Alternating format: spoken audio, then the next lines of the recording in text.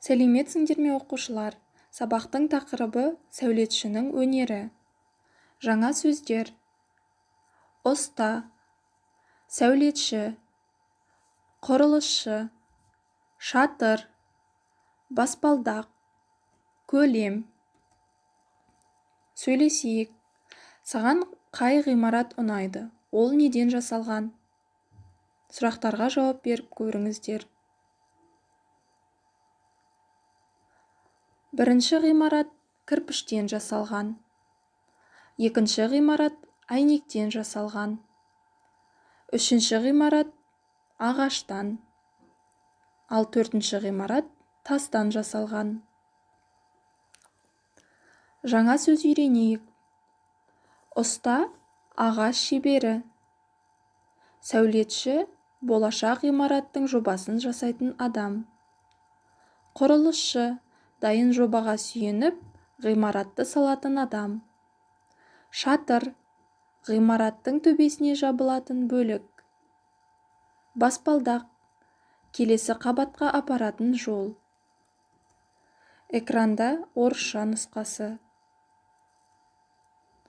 Айтылым, екінші тапсырма. Қоршаудағы сөздерді оқы. Кестенің қай бөлігіне орналастырамыз? Экранда сіздерге бірнеше сөздер берілген.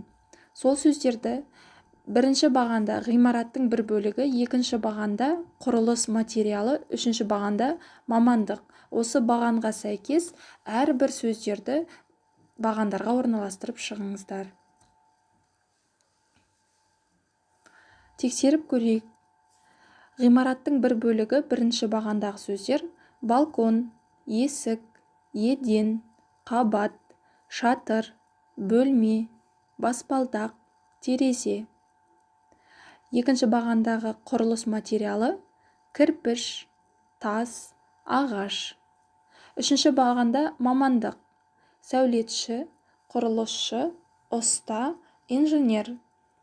Және оқушылар, төменде 3 сөз қалып тұр. Ол сөздерді бөлек жазып қоямыз, өйткені олар ешқандай бағандарға кірмейді.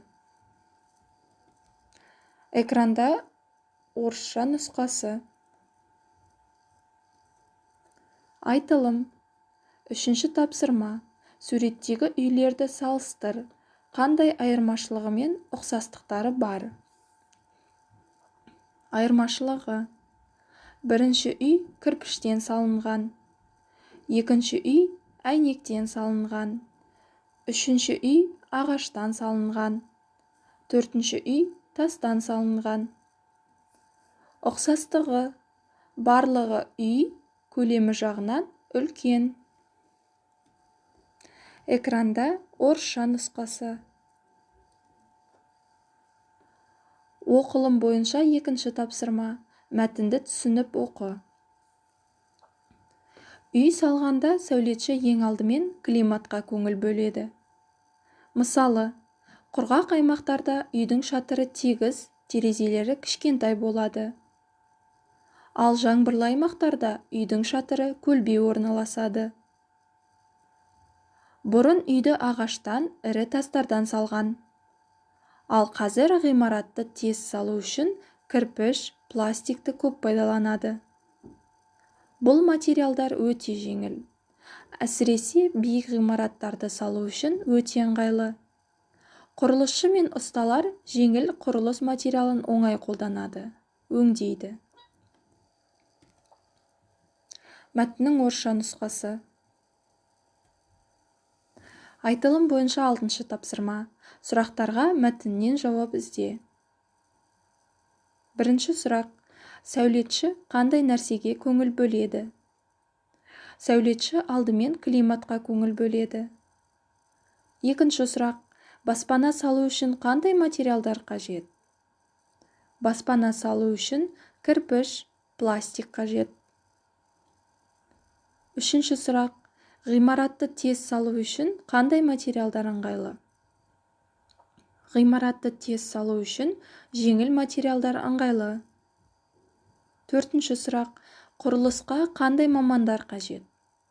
Құрылысқа құрылысшы мен ұсталар қажет. Сұрақтардың орысша нұсқасы экранда көрсетілген. Назарларыңызға рахмет, сау болыңыздар.